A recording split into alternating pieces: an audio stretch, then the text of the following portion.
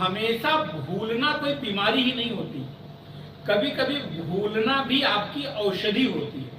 यदि आपको जीवन के सारे घटनाक्रम, जीवन की सारी बातें, जीवन के सारे दुख हमेशा याद रहे, तो आप विचार करके देखो क्या हालत हो आपकी। जब कभी एक रात आप सोने जाते हो, बोले महाराज एक रात क्यों सोने जाते हैं, रोज ही सोते? हाँ, सोने जाते हैं और कभी कोई एक थॉट, एक विचार, एक बात आपके चित्त में आ जाती है, किसी की याद आ गई, किसी का कोई कड़वाहट बोला है वो याद आ गया, अथवा कोई घटना याद आ गई, तो पता चल रहा वही घूम रहा है, नाच रहा है और उसी के इर्द गिर्द करवट बदलते पूरी रात कदाचित बीत गई।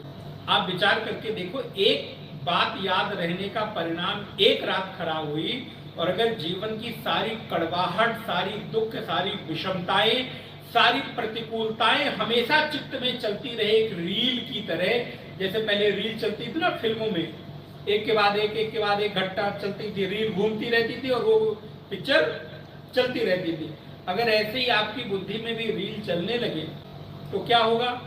बोले महाराज आप जी नहीं पाओगे। इसलिए प्रभु आपको, आप देखिएगा काल के अंतराल में भगवान कहते हैं, अर्जुन कालेन आत्मनि विन्दति, काल के प्रभाव में चीजों को मैं धूमिल कर देता हूं, भुला देता हूं।